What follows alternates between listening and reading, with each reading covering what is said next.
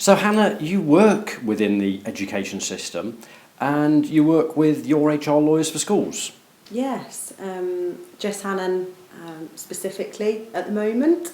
We've got 13 academies within our multi-academy trust, and I'm the HR business partner that supports those schools.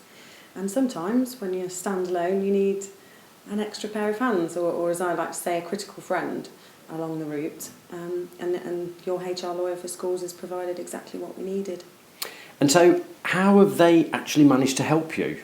Well, we wanted to quantify really how much work we needed in HR, and that was the first element or involvement from your HR lawyer for schools. So Jess came and visited our organisation with myself and the Deputy Chief Executive, and we started to talk about what value they can add to the specific projects that we were working on. So it's not always the best course of action just to go and recruit somebody. Sometimes that bought-in service when you need it during high volumes of work works better. And after the project's complete, I can say now that it worked really well with Jess. The work was on time, it was clear, it was personable, yet professional, always at the end of the phone, and the work that was delivered was specifically in line with what we wanted. So nothing but positive praise for the work that was done.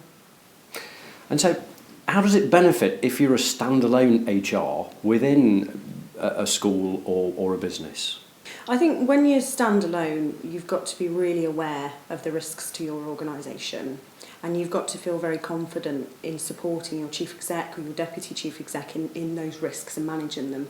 So sometimes when you're in a HR process and you are standalone, you might come to a point where you hit a bit of a wall, and to protect your organisation, buying in some additional HR advice pays in the long term. Because what you don't want is HR's hands all over something consistently.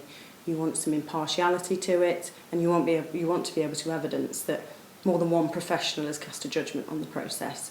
So when you are, sometimes you've got to sell that to your chief exec in the sense that I know you have your internal HR, here is the rationale of why I think at this point in the process getting some service in from your HR lawyer for schools is going to be advantageous in the long run.